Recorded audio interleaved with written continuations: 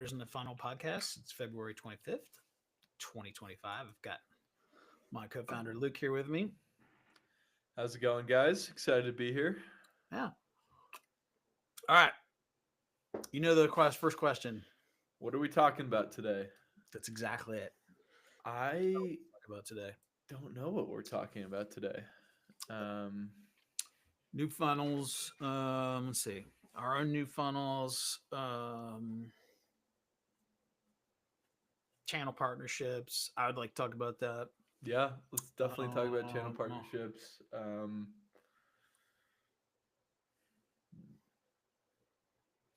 Trying to think what's top of mind. Honestly, most of the top of mind stuff is just like related to the sales process. Sales process and funnel, like our Yeah, marketing funnel funnel, for which sure, for hence the sure. name Founders in the Funnel. So it's covering both. So, all right, let's talk about the sales process. Let's talk about that then first. Um, so we have new. It's really not new. We've made some tweaks to our sales process, right, to kind of put in a little bit more. Well, to change some of the call outs, so who we're attracting, to then put in a little more friction and make sure that we're getting some more qualified people because we're getting a ton of response. It's just making Hmm. sure we're getting qualified people that, and by qualified, I mean it two ways. One, which is that they meet the parameters that we have in terms of the ideal client prospect, right? For us, which is, the ones we get the best results for, but also that they understand what it is we do and have at the very least a level of interest, right? And are interested in growing their firm. Because if they don't have that, because we're going with a pretty good value forward offer, Hmm. right? But if they I don't have interest, you know, it's I think it's really interesting because for a relationship driven firm like ours, we've gone through a lot of different evolutions of our outreach process and our sales process because we recognize that in the market that we're in right now, a lot of the direct outreach type of stuff doesn't work very well for relationship based businesses like ours and the relationship based businesses that we work with that are our clients. And so when we first started doing this, our sales process, we are like, how can we just build more relationships with our ideal clients?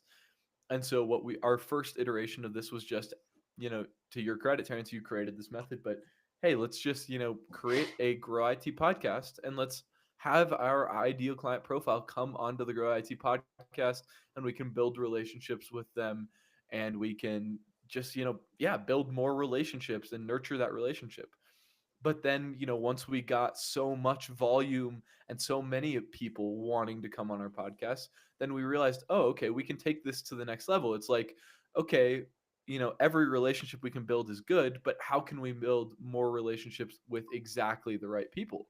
And so then we started adding in pre-call questions to figure out if they're a green bucket or a yellow bucket or a red bucket. And so it's just been this iterative process where first you have to figure out how you can just get into conversations, start building relationships with your ICP. But then once you figure out how to do that, then you can get a little bit more selective and make sure the right people, and then you can make sure that they have a little bit of intent or whatnot. And so we've just been going through this really interesting iteration process, and it's a process that all of our clients can use and that we do use for all of our clients. And so I think there's a lot to learn from it, and we're still learning for us every single day, and then we're taking what we're learning and applying it to clients. I think one of the most interesting things that we've figured out with it is that it truly is a great process for relationship driven industries, relationship driven service offerings that have a high client lifetime value, right? Mm-hmm. And then we've kind of set the market of like, hey, if you're, and basically the client lifetime value is what a client is worth to you, right? So like, how much that client on average does with you in, you can do it in revenue, or you can even calculate in your operating margin and operating profit on it. But let's just use revenue for now. Like, what is that client, what is each client on average worth to you, right? And typically the more transactional, you know services or products or offerings, right, are a little bit, they're probably lower in value. Could be anywhere from $1,000 to, I don't know, 30 or $40,000, right? Total, Hmm. versus like consulting firms, IT firms, professional services, attorneys, financial advisors, wealth advisors, M&A guys, right? That have a very high, like I saw one come through the other day where a financial M&A guy said that their average client was worth to them 100 to 200 million. And I was like, is that right? And I was like, wow, I guess it is, right? And so that's obviously on the extreme high end.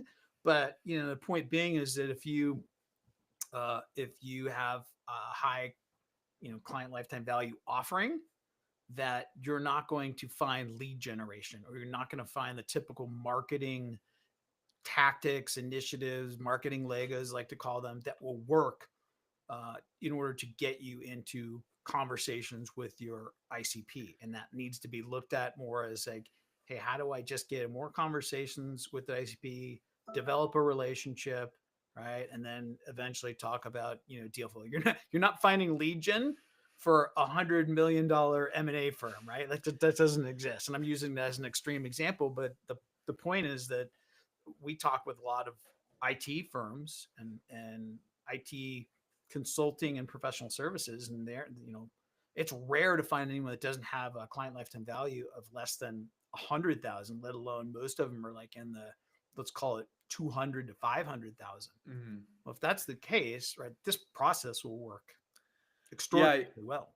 I think that's really been one of the biggest light bulbs that you and I and Ollie have had, Terrence, over the last month or so, is that for high LTV firms where there's a big relationship and trust based component to the sale, there aren't any other options in the marketing space for you. Like, what are you going to do if you have a high LTV? Are you going to go try and run, direct email outreach campaigns? That's not going to work because you don't have the built up trust. What are you going to do? Maybe run Google ads. You could maybe clean up a little bit there, but at the end of the day, if you're trying to do that, you're competing with the big players like McKinsey and Bain for that search traffic. So that's probably not going to go very well for you. You don't have options. Like, lead gen is not a thing for high LTV relationship based firms. Like, if you have grown your business up to this point based on relationships and network, word of mouth, and you have a high lifetime value of a customer, stop thinking about leads. Stop thinking about lead gen. Like, that is one of the biggest limiting factors that we notice with our clients, is that they all think in lead gen. Like, we need to break the lead gen term for the relationship based businesses. Like, that just does not work. Like, how often are you going to find a high intent lead that already knows you and trusts you in a relationship based industry? It's just not going to happen unless it's a referral lead, and that's a whole different ball game.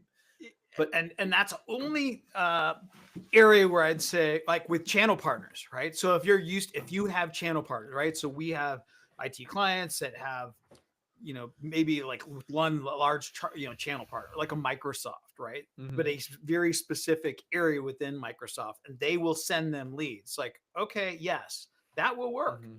So then you need to go out and find other channel partners, or develop the depth and breadth at that channel partner to be able to get more of those warm type of leads. But again, when you talk about going out to a cold market and try and find prospects, that absolutely will not work. But the same methodology that will get you into conversations with your ICP will also get you into conversations with multiple channel partners and multiple individuals, influencers at those channel partners who can send you leads. But again, over time, it's part of a long-term strategy, right? It's nothing's overnight. I mean, I think we can do a fun little like exercise here, because obviously, you and I and Ollie have talked to easily over 500 plus IT consulting firms over the last year or so. Of those firms that we've talked to over the last year, how many that we've talked to have been successful with, outbound email lead generation? None. Zero. How many of them have successfully hired like a salesperson to like go cold call and do like business development? Not one. And they've tried.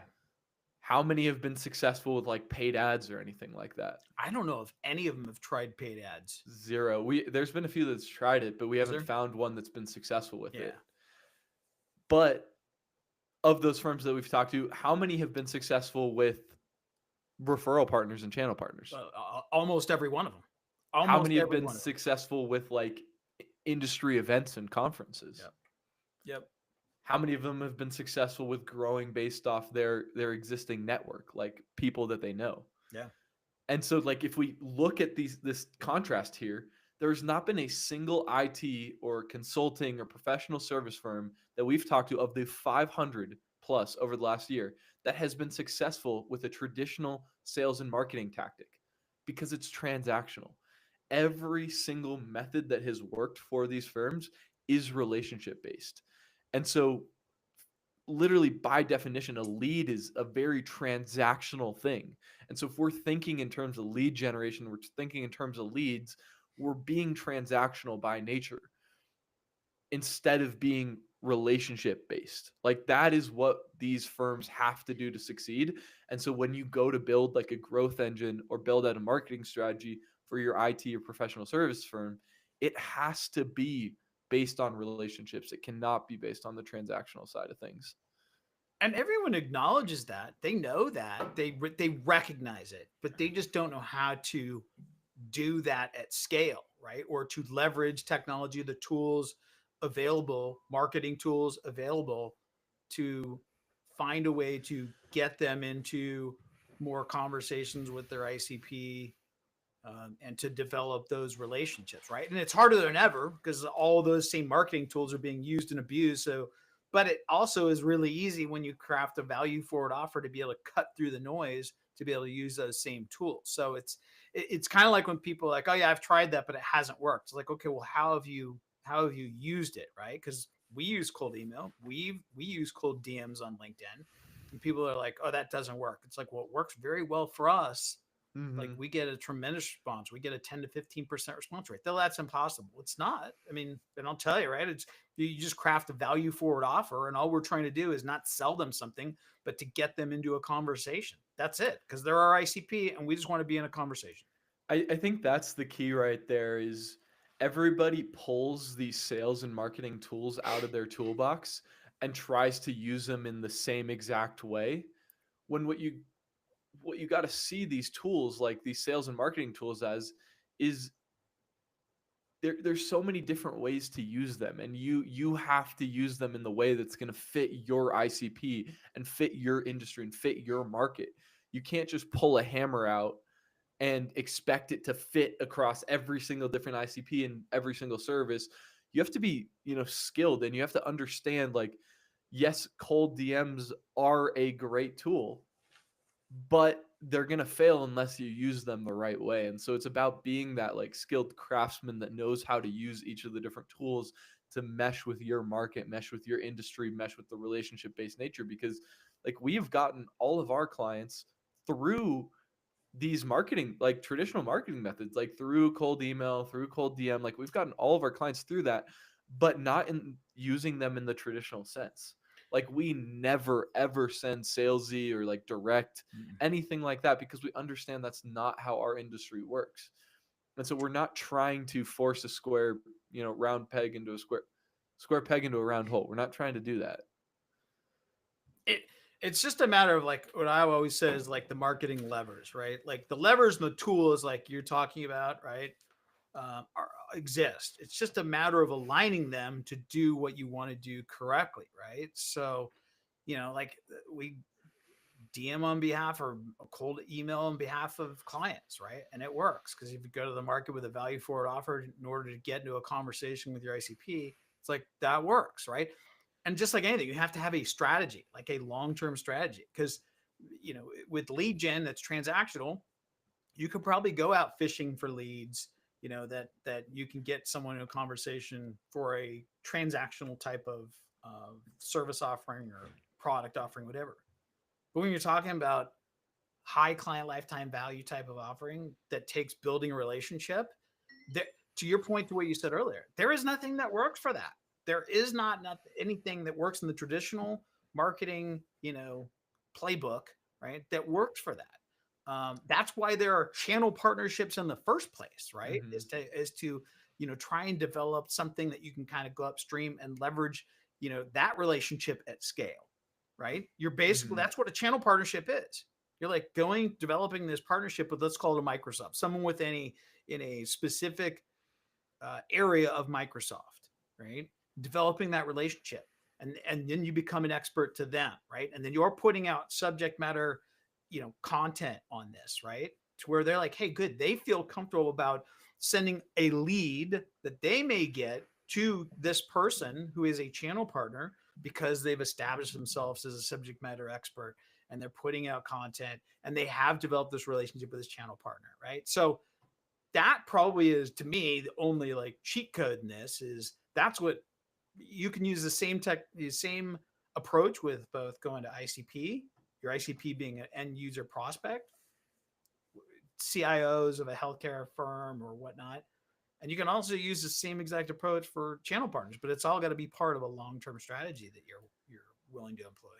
Yeah, and I think this ties in pretty well. So I've been building out a like course that we're going to be including inside of our delivery mechanism, and one of the videos that I'm making for each of our clients to watch at the start of it is about like um, you know uh, Charlie Munger talks a lot about how the best way to actually phrase things isn't like how to be successful with something. It's like how to guarantee that you're not successful with the system.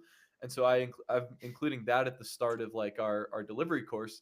And I thought it was really interesting, like a good exercise for me because I was thinking through like of all the clients we've had, if I had to put together like 5 or 6 bullets on how to guarantee you're not successful with our methodology, what would those be?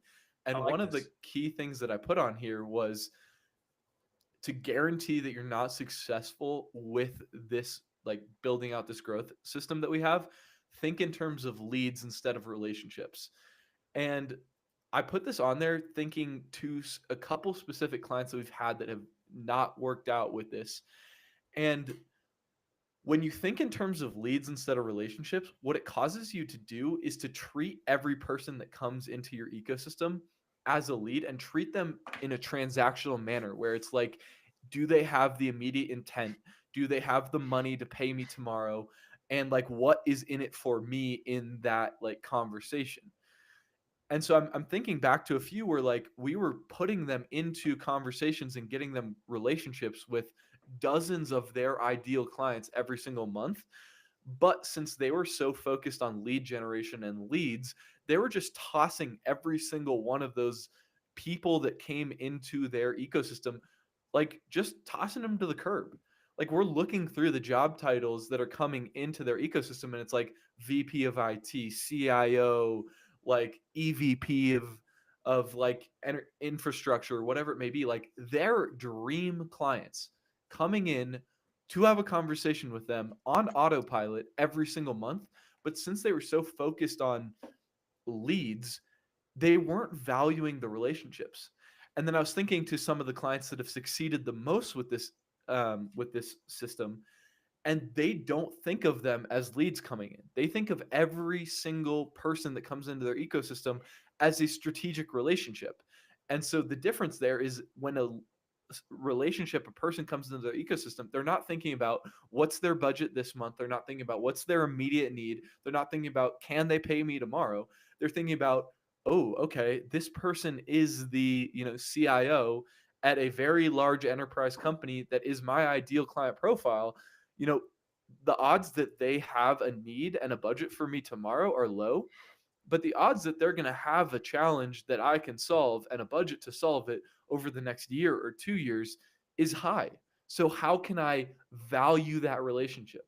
And so when I put this together in our course, I think the biggest thing that I was realizing is the clients that are most successful with this value every single relationship that they can get their hands on with a person that is in their ideal client profile. And the ones that aren't successful view it as transactional and do not value it. Like, I mean, man, like if you like our ICP is, founders of IT firms doing above like around above $1 million a year. If you could put me into 10 of those conversations a week, I would value the heck out of every single one of those relationships. I would love to have those relationships. I wouldn't just toss them to the curb if they didn't have the immediate need or budget. So I think I figured this out too, right? In that the ones that I like this exercise, by the way, the ones that have failed, right? Because then Mhm. you can essentially help people that are looking to do this fix, let's call it, and Mhm. not approaching it correctly to keep right to just go, hey, save your time and money. Like that's kind of part of even my thing is like, hey, just save your time and money, right? Like if you are looking for a quick fix, just don't do it. Don't hire the salesperson. Don't hire an SEO. Don't spend on an agency. Don't make a social media hire. Like, don't do any of it, right? Like, and every marketer says, hey, like, you need to go in with a strategy, and that's fine and dandy until you kind of chase shiny objects, thinking, oh, this is going to be the one that's all of a sudden going to open this floodgate of leads from a channel partner. Right? It doesn't exist. It just doesn't. And so the ones that go into this with the long-term approach that understand, okay, this is going to take a period of time. I'm going to have to do this and this. I'm going to have to go through these steps. But this is, if you follow this process, it is all but guaranteed to work. It is, there's almost no way. As long as you have built your firm off referrals, network leads, and word of mouth and things like that, you have happy clients because that shows that what you've done in the past has worked, right? You've gotten good results. People trust you. They've referred people to you, right? You have network leads, etc. So if you have that past history, then this process will absolutely work, but it's not going to work tomorrow, right? Mhm. And so the ones that look at things more from a transactional standpoint, is this going to be a lead? Is like that's not this. It just isn't. And unfortunately, if you're trying to find something that will work for you short term, you do make those decisions like, oh, I'm going to then spend some money on SEO or this sales guy who I'm going to slap on the butt and say, go get him, go get me some business, right? Like it's not going to work. And I think that's the biggest factors that we've seen is those that look at this with a long-term approach. And by long-term, I mean like, hey, you should be able to see results within 6 to 12 months. I mean, within 6 months, you'll be able to see results in terms of your pipeline growing, look, which is the most important part, right? Is developing relationships and then getting into deal opportunities and then seeing that's what pipeline is. Pipeline is just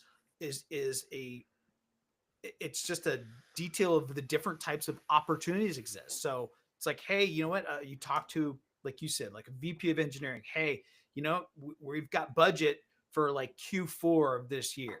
Someone that looks at that transactionally says, oh, that's not something I can do today and discards it.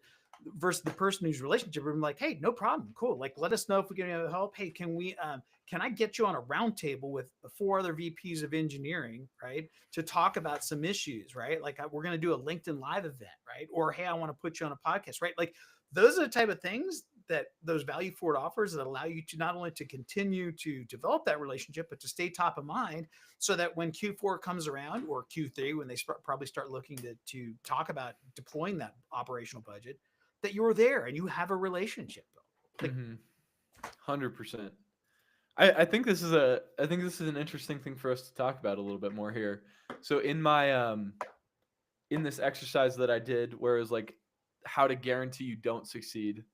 Um, let's stay on this. yeah, I like this. there's one, two, three, four, five, six key bullets that I put Okay, on there. Like let's six hear them. key. Yeah, let's go I through this. I like this. Yeah, So yeah, far. I like this a lot. But before I go through them, I want you to You think. want I me? want you to Okay. guess another one or two. See Okay. if we're on the same page with it. So we've Uh, already covered think in terms of leads, yeah. instead of relationships, and then you touched on another one of them just now, which was um, if you want to guarantee that you fail with the system, have a short term mindset. That was one of 100%. the things I put on there. That's a big one. Yep. So that's two of the six that I felt like. Okay. I'll just kind of rattle off some. Yeah. And this may go a little bit into that short term fix, but I call them sales and marketing Legos, right? Which is like, Mhm. oh, we need to build pipeline, or hey, we need to grow our firm beyond referrals, network leads, word of mouth, whatever. And so I'm going to pull from the bin a sales or marketing Lego. I'm going to pull business development guy out, right? I'm going to pull SEO out. I'm going to pull whatever else. There's tons of them, right? So like finding something that plugs the gap or something that is that silver bullet, right? And there are no silver bullets. There just aren't. There is no silver bullet. There is no sales. That the sales guy is typically the one you find that founders think is going to be their silver bullet, right? Because it's like, cool, I know what I did to grow my firm, right? I had a network, right? This sales guy or this business development person has a network. They've been in the IT, industry for 20 years, so they have a network, but it's not the same network. It's not the Mm-hmm. same impact, right? Someone who is a business development, and this is no slight on business development people. Someone in business development isn't going to have the same quality of network that a founder is, right? Right. Their name's on the door. The founder's name's on the door. So that's one of them. Let's call it the sales and marketing Legos. I don't know where you'd want to put that. I incorporated that into have a short-term mindset. Yes. I used this. I was on the same page as you in Yeah. that. I talked about how the clients that don't succeed feel like there's a silver bullet and there's a quick fix and all that. So Yeah. I incorporated in that. Okay. So we're still chasing 4 then. Yeah. Oh man, this feels like Family Feud. Let me game show. I can I have one. Okay. So so the other is that people in your network know you. Mhm. Right. We hear this a lot from clients, like, but I feel like I'm a ghost to all of the rest of the potential prospects or ideal client profile or prospects that I have out there. Right. Well, it's like, okay, well, feel like a ghost. Like, what are you doing to help put your thought leadership out into the marketplace? What are you doing to put content out to the marketplace so that you're not a ghost? And it doesn't mean that you're going to be the fix or the person for everybody, but the fact is, if you're a ghost, there's only one way to solve that, and that is to put your thought leadership and put content out to the marketplace. Then you're no longer a ghost. You may not resonate with everybody, but that's okay, right? But you're no longer a ghost. So I think one of those things is to continue to basically be a ghost. Yeah. Right? To say, I'm going to hide in the closet. I'm not going to put myself out there. I don't want to put myself out there and look like, some guru guy out there, or that, obnoxious guy that puts, out content. So if you want to be guaranteed to fail, continue to be a ghost. I think that one's really, really good. So I didn't have that on mine because I geared my list towards clients who are already like signed on to work with us. So I was more thinking of like they're gonna have to put out content because they're working with us. So correct, but the ones that correct. And but Right, to your point, the ones that we have had the challenge with early on is ones that are a ghost. True. And don't have that content or don't have that thought leadership infrastructure laid, right? That they're just going out to a cold market. So, but again, and I think if you don't do that, I think that is going to be one way to fail, even ongoing. You're right. Our clients do have that because we make it, that's like step one in our process, right? So, but that's a surefire way to fail long term, is if, and not just a hey, we're going to do this for 90 days type of thing, but like to do it ongoing, because it supports your cold outreach. It supports your positioning as authority. And I'll get to the channel partner thing in terms of that too. But and being top of mind, because we hear that all the time. Hey, like timing, right? It's like, oh man, you run into someone at an industry event, like, oh man, Chris, I forgot about you. Like, man, we had this big project that we just did. And always like, oh man, I just want to stay top of mind. So that's another part of it. I absolutely, I'm starting to love this exercise because I am too. Like when I hear Hormozi talk through this, because this is a Charlie Munger exercise that Hormozi stole. And Hormozi always talks about, he's like, okay, so how would I guarantee that I don't grow my business this year? Oh, well, I would hide and I would make sure that nobody else finds out about my business. Like I would make sure to tell nobody about my business. And so like for our clients, it's like, how would I guarantee that I don't grow my IT firm this year? Oh, I would make sure that I don't make any new relationships with my ICP. I would make no new relationships with strategic referral partners. And I love this exercise because when I say that, it's like, well, duh. But then it's like, okay, so then if you flip it, how do I grow my IT firm? Well, I would make as many new relationships with strategic partners as I possibly could. Like it makes it so black and white. It's so simple. I'll give you a concrete one example of this, of someone I talked to who basically did exactly that. Like, had a network partner, channel partner that had referred them leads and stopped making contact with them. And guess what happened? The channel partner leads dried up, right? And then he even said to me, you know what I did? I started reaching out to them 3 and 4 times a week just to talk with them, see how their family's doing, blah, blah, blah, right? Like, and all of a sudden, guess what happened? Leads started coming back in, right? And it was like, oh, so add that to the list again. Just it's basically what you said, Luke, but it's a concrete example of like, Mhm. think in terms of, I love this exercise. Think in terms of the things that you can guarantee not to be successful, not to grow your firm, right? So, Yeah, I mean, and I think it's a great exercise for founders to do because so many of the IT and consulting founders that we talk to, they're not, sales and marketing people by nature. And so they grow their business based on referrals and networks and relationships, and then they hit this glass ceiling where they don't know how to break through, and they feel incredibly confused. Like mhm. they're grasping for different things and nothing's working. They're like, what Legos do I pull out? Like, what tactics do I use? But what I think this exercise does a great job of doing is just boiling it down to literally the blocking and tackling. It's like, if I wanted to guarantee that I lose a football game, what would I do? Oh, well, I would tell my O line to not block. Like, I would make sure that my O line doesn't block. My quarterback wouldn't have any time to throw the ball. My running backs would get hit behind the line of scrimmage We every just had single the time. Super Bowl. That basically it sounds like Exactly. the Chiefs' offensive line. No offense to that, but And so if I wanted to guarantee I'd lose a football game, I would do that. If I wanted to guarantee that I don't grow my IT firm anymore, I would make sure I don't have any new relationships. so here's another one. So, and I don't know, you're gonna have to fit these in because they're just coming Mhm. to me. Another is not dedicating a certain amount of time per week There you go. to proactive sales and business development activities. And I'm going to explain it, right? As a founder, and again, our ICP seems to be kind of like in that $3 to $10 million range, and they just get overloaded. And there's never a lack of things to do for a founder. Never. It's never like they wake up. We all wake up every day and be like, "Oh man, there's nothing on my schedule and nothing to do today," right? And then you get pulled in 12 different directions anyway.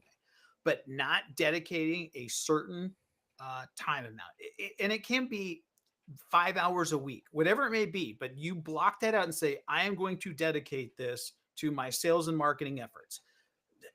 First, you got to block that, right? And say, I am going to commit to doing that. So, and I'm going to give you an example. One of the things I did back late last year was to say, I'm going to do this 90-day challenge. I'm going to dedicate an hour every day to creating content and posting it on LinkedIn. It was hard. It was hard. Because I complained to you about it, and I was like, help me build some AI agents to do what you did. I appreciate it. But like, I dedicated that time and I held myself and I committed to it, to doing it over that 90-day period, just like anything, because I knew if I did it, that I would basically continue to do it, which I have, thanks to your tools, a lot of them. But that's one of them. I would say is you have to, if you are not going to dedicate that time and say, I am going to spend time and resources in this area to grow my firm, you will be destined to fail. It's just not going to happen. Yeah, that's one of the ones that I have on my list because I'm thinking to some specific founders that we've worked with where it's like there's there's only so much that you can there's only so many shortcuts and time hacks and stuff that you can do in this process. Like in a relationship based business, it is going to take some of your time as the founder to build those relationships. Like it is how you've grown up to this point. It is a must. There is no way around it. I think As the one benefit to it, just on that last one, is that if you commit the time and work backwards into it, right? Meaning, like, let's say you're a founder and you're like, okay, I don't want to fail this year and I do want to grow my firm. So I'm going to dedicate 5 hours a week to sales and marketing activities that are drive my firm forward, that are going to all but ensure growth and make sure that I don't not do that, because I know that's part of the, for sure you won't grow if you don't dedicate 5 hours a Mm-hmm. week, right? And then to then work backwards, like, okay, what do I want to do with that 5 hours, right? Okay, Mm-hmm. I want to like, uh, I I would tell you is, if you want to leverage your time effectively, it's like, yeah, 1 month you may dedicate 20 hours to going to an in-person, conference or something, right? That may be over the course of a couple of days or whatnot. But consistently week to week, if you're going to dedicate, let's call it 5 hours, I'd be like, okay, I'm going to dedicate, an hour of it to putting out content, thought leadership, right? And then I'm going to, I'm going to I would personally use the other 3 to 4 hours to be in conversations with my ICP, right? That's exactly what I was going to say. The exact ratio. I was going to say, if you want the biggest bang for your buck, 1 hour dedicated to content and thought leadership, and 4 hours dedicated to being in conversations with your ideal client profile and with your ideal referral partners. Yeah. And there's tools to leverage to do that. But I want to stay back on this, the what not to do. I let me tee you up for one that Okay. I think you're gonna like. Okay. Uh, the number one thing I put on here we already talked about was have a short term mindset. Yeah. The number two thing I put on here was be afraid to give away free value and not understand the concept of lifetime value to customer acquisition cost. That is a big one. Okay, so let's see if we can unpack this bad boy. So we hear from a lot of founders like, I don't work for free, Mm-hmm. right? Like they'll do audits, paid audits, like, hey, we'll do a $25,000 audit, which is basically, allows them to get in there and to then prescribe the solution, which, by the way, as a consultant, I do that too, right?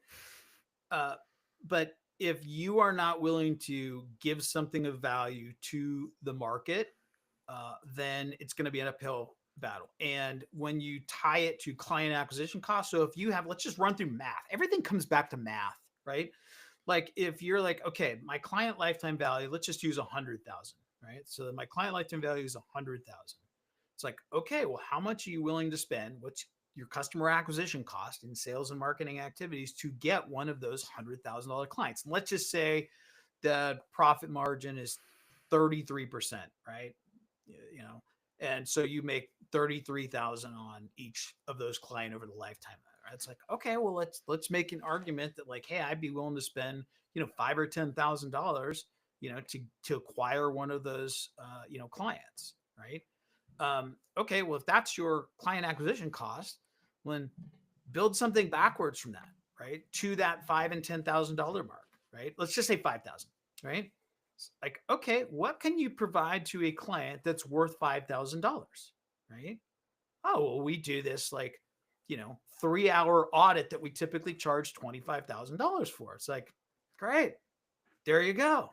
There's your right. So now you're going to go to the market with this phenomenally valuable offer that you typically charge. And you can say that we typically charge $25,000 for this audit. But this month we're doing 2 of them, right? In order to, right, like whatever, it Eh, doesn't matter. But that's the market's at, right? Like, but so to me, it's understanding, just like we always tell clients, like, hey, now that we know your lifetime value, your client on average, like let's talk about your client acquisition costs and what that should be, and then building backwards of something of extreme value that you can go out to the marketplace and offer that, right? 100%. And I love the way that you basically said the same thing that Hormozy always talks about when it comes to this, which is when you're trying to think of like what free value you can provide to the marketplace, it needs to be something that everybody else is charging for. Like your free thing has to be something that everybody else is charging for. Otherwise, it just comes off as bullshit like fluff. And that's the biggest thing that everybody, like the biggest mistake everybody makes is they're like, oh yeah, I give away this free thing. And it's like, but is there actually high perceived value in that? Like you got to realize that the free thing that you give away says so much to the prospect about who you actually are once they're working with you in a paid relationship. Like if your free thing is bullshit fluff and not actually valuable, then you're going to be turning off more clients with that than you're actually going to be attracting clients with that. And so everybody always, like a lot of the clients we talk to say they have some sort of free thing that they can offer, but nobody accepts it. It's like if it's actually valuable and it's actually free, you should have no problem giving away something for free. And if you have a problem giving away something for free, then it's not actually valuable. Like it's that simple. Like if I have something for free and nobody wants it, then it's probably not very valuable to them. I think this is a big one because I think a lot of times, just what you said, which is like, hey, if because a lot of we'll hear it from prospects like, oh yeah, I do this such and such audit, right? Like but they'll charge for it. They'll be like, oh, I normally charge 50,000 for it, but I'm only going to charge you 10,000 for it. It's like, really? Like, do they find that a value, right? Or do they find it just basically like Yeah. just basically a paid way for you to get your foot in the door, right? And it's like, to your point, if you have something that you were out there into the marketplace giving it away for free and no one's accepting, to your point, it doesn't have value. It does not have perceived value. Sorry. Yeah, and the really interesting thing is there's so many consulting and tech firms that do what you just mentioned, which is some sort of like $5,000 audit where they'll go in and they'll like figure out what's wrong with you with the idea that it'll lead into something bigger. But at the end of the day, even that $5,000 audit, it introduces like friction into that process. Still 5,000, still money It's that's got to be transpired, right? exactly. And so the clients still have to hand over that 5,000. They still have to go through the sales process. They still have to go through budget approvals, whatever, to get to that point. And then we always ask, like, so why is it that you're charging 5,000 for that? Like, do you make money off it? We make a little bit off of it. Like, it covers our costs. It's like, okay, but the end goal of that $5,000 audit, right, is to sign that client that has a $250,000 lifetime value to you. So if you could get more people into that audit by making it free, don't you think you'd have a higher likelihood of signing more $250,000 clients? Like if you're not making your money on the audit, like if that isn't your core service, why would you charge for it? Like it just fundamentally doesn't make sense to me. And I think where the mismatch there is a lot of the firms that we work with, like consulting firms and these IT firms, they've grown based on referrals, word of mouth, channel partners. And so pretty much every customer is nearly, I don't want to say free, but it's very low cost to acquire because if a referral walks in, unless you're paying them a referral fee, you know, they're just handing you that lead and it's pretty much free to you. But that's not the way the real world works. Like when you actually go out to a cold audience, like when I go spend money on ads to put my ads in front of the right people on Facebook, Instagram, whatever it may be, I understand that I'm paying to put my ads in front of the right people. I'm paying a certain amount for every call that I take, and I'm paying a certain amount for every customer that I acquire. And as long as the amount that I'm paying to acquire that customer makes sense when compared to my lifetime value of a customer, then I'm happy to pay that because it's basically an ATM. Like if I put $1,000 in, I get $30,000 out. That sounds like a pretty good deal to me. And you need to think about your free value for your consulting or IT firm in the exact same way as you would ad spend. So If I put 5,000 in for an audit in terms of like my time and I get 250,000 out, that sounds like a pretty good deal to me. So is this one of our like knockouts, which is if you don't want to grow your firm, don't have an irresistible offer, right? And that's Yep. basically what we're talking about, like an Mhm. irresistible offer, which is an offer that you can't, that someone couldn't refuse, right? Like that's Yeah. probably the best way to articulate it, right? That's probably a Hormozy thing too, right? Best way to articulate whether or not your offer has value is it an irresistible offer? Well, define Mhm. irresistible. Come on, man. You know what irresistible, right? It's like, hey, money back guarantee, right? Like we've all seen commercials and different things, but like, is an irresistible offer. So if you don't have an irresistible offer as your foot in the door, so to speak, right? To acquire new clients, new channel partners, then that's another one of you're guaranteed not to grow. 100%. All right, another one here on the list that I got from you. The third way to guarantee that you do not grow your IT or your consulting firm is to think about what's in it for me before you think about what's in it for them. So I think this kind of, it all starts to interweave, right? It goes kind of to the offer that we just talked about, Mm-hmm. right? And ultimately what you're trying to do.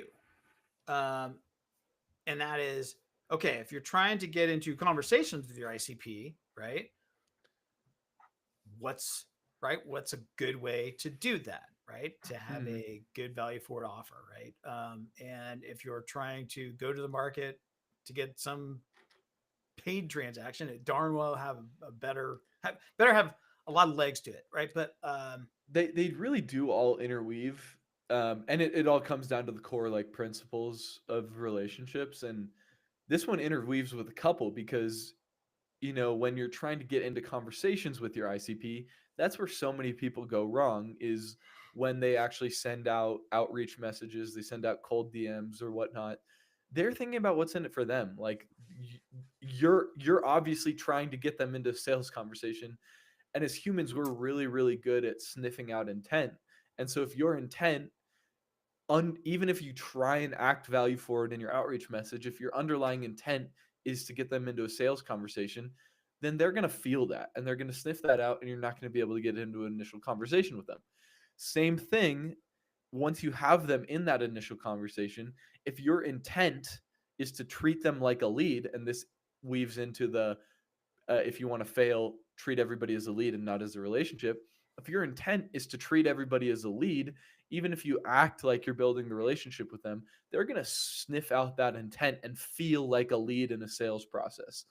And so I I think that's why this is such a key one. It's like if I genuinely am thinking about how I can provide value to the market and genuinely thinking about it, what is in it for them at all times, and not even worrying about what's in it for me, you're going to have so much more success. Like, I really don't like thinking about what's in it for me at all. Like, if you think about what's in it for them, it will come around. Like, I promise you it will. I do think about just from a relationship standpoint, right? We've all had people that have come into our lives from a personal standpoint and business, right? Like, even when I was thinking when I was like a guy like that I kind of knew from college, right? And then all of a sudden it's like, hey, we haven't seen in a while. Let's catch up for a beer. It's like we did. The next thing you know, he's pitching me on, he's a life insurance agent. He's pitching me on life insurance. I'm like, okay, note to himself, don't take another invite from, Joe again, right? And so to your point, like he wasn't looking. Now if he had like got together, we had beers, and then the next time maybe he had said something like, hey, you know what, that last conversation we met, like you mentioned something and it made me think of something, and then we get together again and do it. Like there's ways to do things, and I think in today's market, because there's so many marketing tools available to people, that they're trying to just go straight to like, hey, let me interrupt your day, let me tell you about what I do, and let me send you my calendar link so that you can book a time to meet with me to solve some problem that I don't even know if you have or not, right? And it's like, I think that's part of what's happened is these technology and these tools that have come about have allowed marketers and firms to try and shortcut systems that can't be shortcutted, right? They can only be used to leverage to do the same activities that were made you successful in the first place. Hmm. And this is why I love tying everything that we do with these like business to business relationships back to personal relationships, because I'm pretty sure everybody right now could think of a couple people who you get their call and you're like, "Oh, I am going to duck this call. I don't want to hang out with this person. Like, I don't want to do this," because there's always an ask involved on the other side. Like, it's never just purely face value. Like, there's always some sort of need or ask involved. Like, I'm sure we all have relatives where that's the case. We all have friends where that's the case. And you kind of tend to distance yourself from those people. But then there's also people that I can think of where, like, over the course of our relationship, they have never ask me for anything. It's like always give, give, give, give. And I love those people. Like I love hanging out with those people. And if they were to ask me to do something for them, I would do anything for those types of people. And that's the type of relationship that you're trying to build. Like you're as soon as you treat somebody like a lead and think about what's in it for me instead of what's in it for them, you're ruining all the goodwill that you're building up. Like that's the key thing here. Is like in this process, in this entire growth engine, like if there's couple things that are key for us, it's how can you build strategic relationships? How can you build up as much goodwill and trust with them? Like that's literally it. Build more relationships and build up as much goodwill and trust with those relationships as humanly possible. There's Okay, no now way I'm you don't excited. succeed. Now I'm excited. What are the last ones that we've yet to Um, address here? It is interesting because you looked it up. A lot of these do interweave, like they all yeah, they all interweave, do. right? It's value forward, having an irresistible offer, having a value for irresistible offer, right? Like, and doing so in order to get into conversations with your ICP to develop that relationship, and even just using a value forward offer to get in a conversation with an ICP to develop a relationship to then make an irresistible offer, right? Like, And you know what's really interesting is as I came up with each of these, I had a specific client, like past client or something like that in mind as I wrote each of these. And what this exercise has really revealed is that while these different things manifested in different ways with each of these clients, it all comes down to the same like core stuff that you were just talking about right there, where it's like this one client, it felt like they didn't succeed because they were too worried about like not giving away free value, and this other client didn't succeed because they were thinking about it, what's in it for me instead of what's in it for them. But at the core issue, it's like it's the same thing at the core, it just manifests in different ways. And so like the core things are build relationships, build trust, build up goodwill. Like those are the core things. I have another one as you're Hmm. looking at it. It just reminded me, right? Is the if you're so I'm trying to think of it in terms of which I like this approach, which are things that you do that guarantee you not to grow, and that is be closed-minded. Be closed-minded to things that maybe outside of your comfort zone, maybe are things you haven't tried, maybe it's a strategy you haven't tried to employ, but being closed-minded to that's not going to work for us. That is probably one that if you don't have there that's tied into it is a big one. Like that won't work for us, right?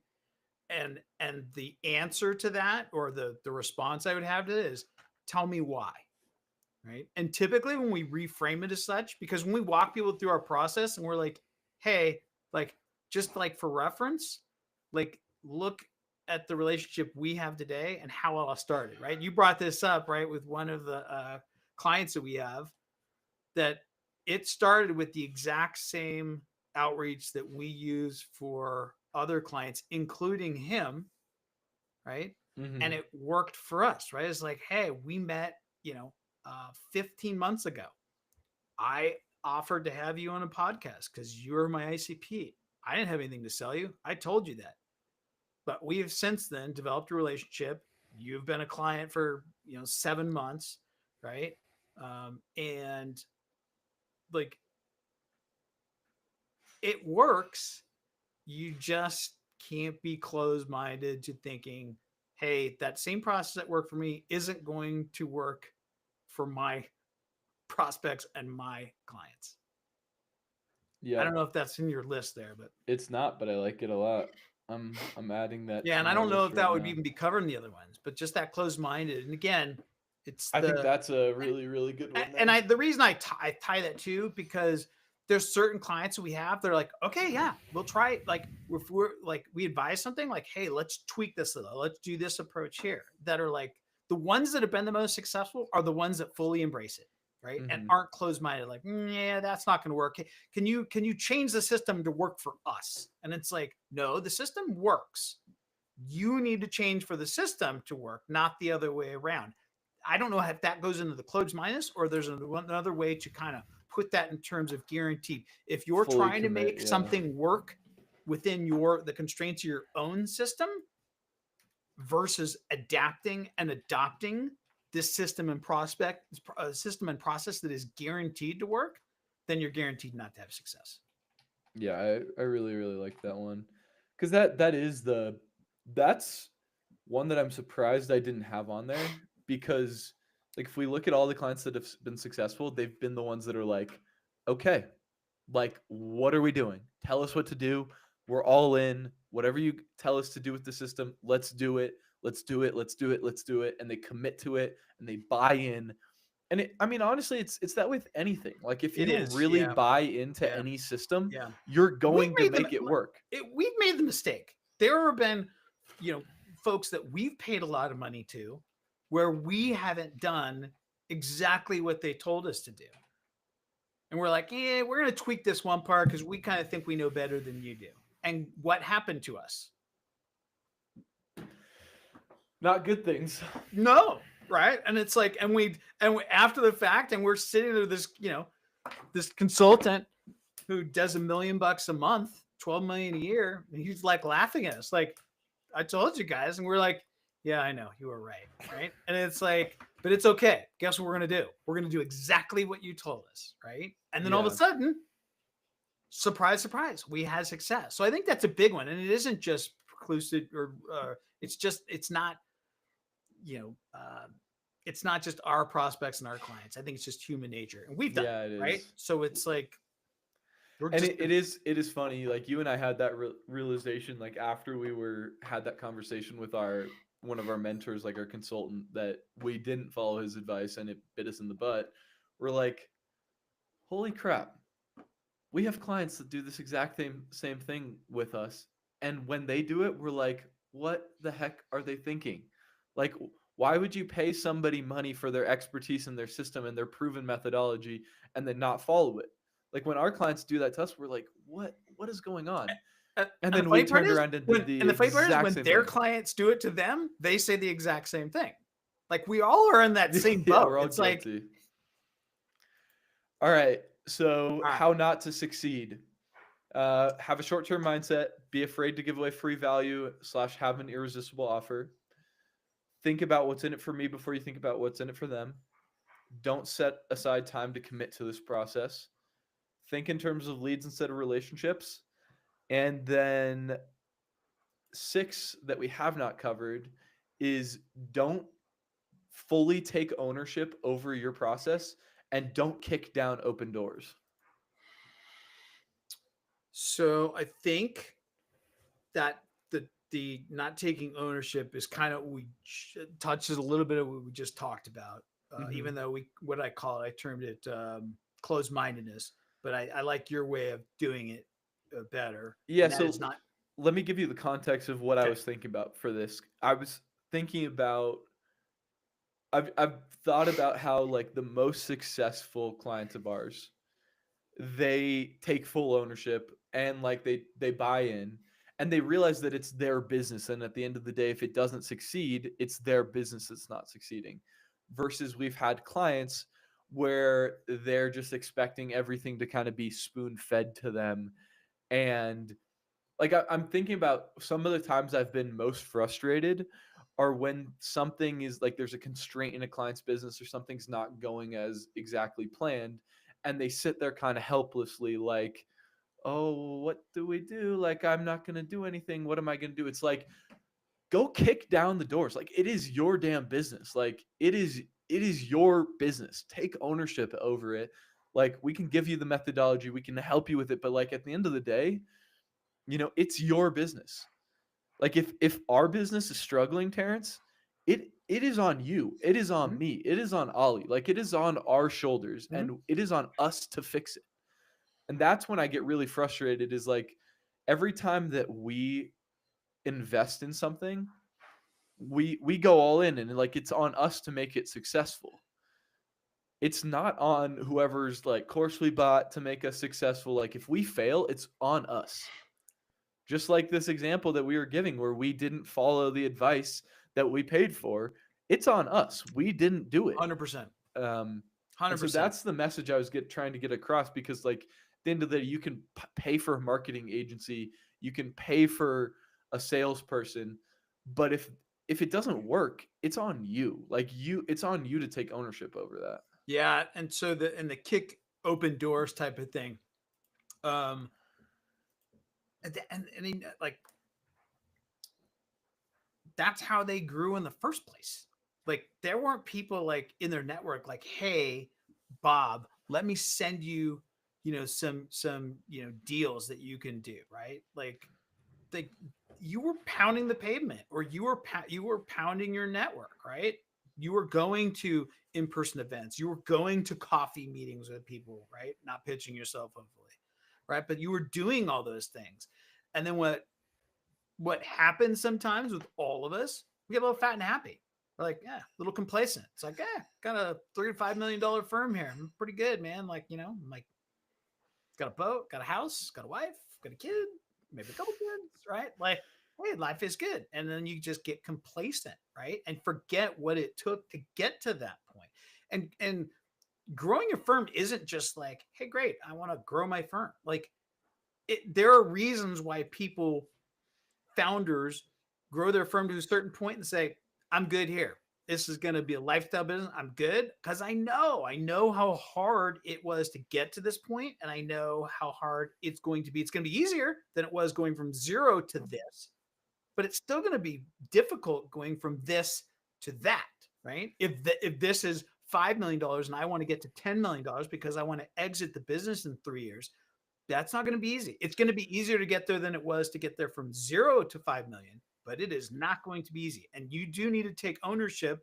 of the fact that in order to get there, you're going to have to do all of these things that we just said, we just talked And I think it's really key to be honest with yourself about what you want. about. Like 100%. if you get your firm to 3 to 5 million, like if you kick down the doors to get there and you want the lifestyle business, be honest with yourself Yeah. about that. There is absolutely nothing wrong with a 3 to 5 million area lifestyle business. I mean, good for you. That's awesome.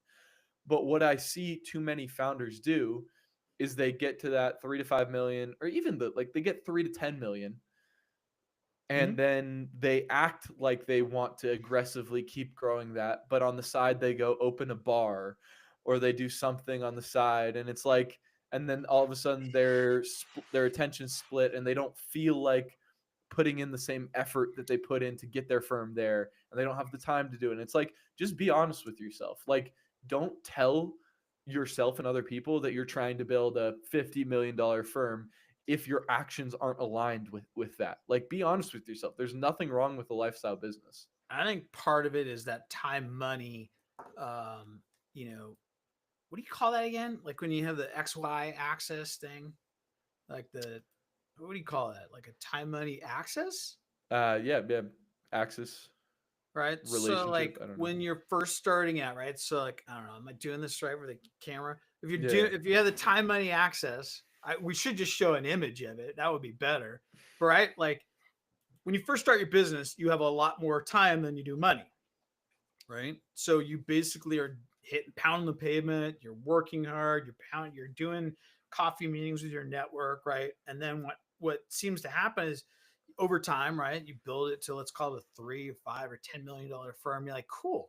Now I have money. I don't have as much time because basically it's absorbed into running and operating my firm, but I've got more money, right? So like, hey, there's just got to be a way to buy my way growth, right? And it's like, well, there are more tools and there are more things that you can do. You can hire more people. You can hire agencies like us. You can do a lot of things with money, but at the same time, it's not a passive investment. You don't, right? You can't say, hey, I'm just going to buy growth, right? You still have to have this mix of time and money. And that's why we talk about hey, the 5 hours, like, hey, that's great that you have money to invest, but like, you still have to invest the time part of it. Right. And so, I think maybe that's part of it. And to your point, it's like, just be realistic with yourself, right? I mean, that's why one of the questions we ask prospects when we talk to them is like, do you want to grow your firm and really grow your firm? Like, what does that mean to you, right?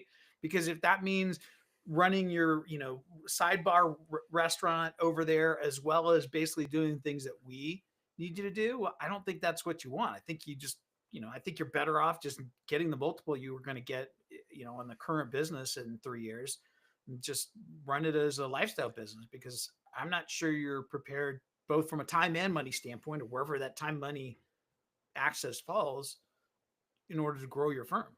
Yeah, and that's why it's really so important for us and why we're so selective with who we partner with on the front end, because we have to go beyond that surface level. Like, if I ask you, do you want to grow your firm? Every single human in the world is going to say yes. But then you get to that surface level and it's like, oh, yeah, I want to grow my firm. But, I actually just invested in this bar too. And, I'm going on this vacation like long vacation this summer. It's like, okay, I mean, that's great. There is no judgment, nothing wrong with that. But like, we don't want to work with partners who can't take ownership and can't commit and like aren't actually in it to grow.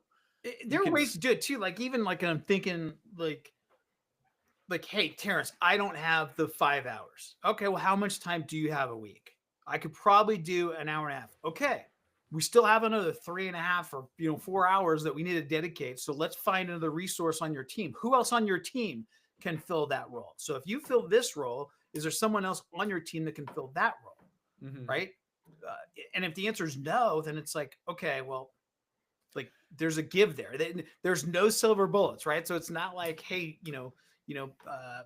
Cindy, for 1 hour a month you're going to give me, and we're going to double your firm from 5 to 10 million, right? So it's like, there's still, here's what's needed, but we have to find the resources on your side to fulfill that area of need in order to get you on a go, which either takes time or money, right, or resources from someone on your team. But knowing that, like, that just doesn't happen in a vacuum, right? Like, we're not going to absorb the 3.5 hours on our side and try and figure out how to help grow your firm. This side, I think what you're talking about, right, which in terms of the kicking in doors and taking ownership type of thing, it's like, hey, and maybe we need to be, in some cases, more concrete. Be like, you need to be, which we do, we have in our prospecting, right? Like, hey, you need to be able to dedicate 5 hours a week, I or 90 minutes a month, whatever it may be, or have I think someone we on your need to team. change our messaging a little bit, because I think in some of our messaging we talk about how you can build this out in like less than 5 hours of your time, or like less than 10 hours of your time. Like, I think that might be the wrong I messaging to go well, after. I think there's the time money thing, right? Which is True. like, hey, you know what? If a founder says, hey, I get it, Luke. I can only dedicate, though, an hour and a half a week, right? Or 1 hour a week. Okay, that's 4 hours. Okay, well, then here's the thing. It's going to take us longer to get there. So on that time money, access, Hmm. it's just going to take longer to get there. Do you have another resource that can fill in to give us another hour here? Oh yeah, you know what? I've got Joe. He kind of does some, biz dev stuff on the side. He may be able to take some of the intro calls that you set up. Okay, cool. All right, now we're getting closer, right? But there's still that time money, Hmm. conundrum, and what we know is required from a, let's call it, time money commitment, one of the two or both, a combination of both, in order for them to hit their goals. I'm thinking back to the moment that I was most confident that one of our clients was going to be successful. And it was the moment, shout out Chris at Rhino. Yeah. He told me in one of our weekly meetings, he told me, Luke, I've cleared off these couple hours every single day. Tell me what to do in those hours. Like, just tell me what to do during that time and I will do it. But I am committed to this. Like, I've cleared it off. I'm doing this. When I heard Chris at Rhino say that, I was like, okay, let's go. Like, I've never been more confident in a single Yeah. client than I was in Chris in that moment. Yeah.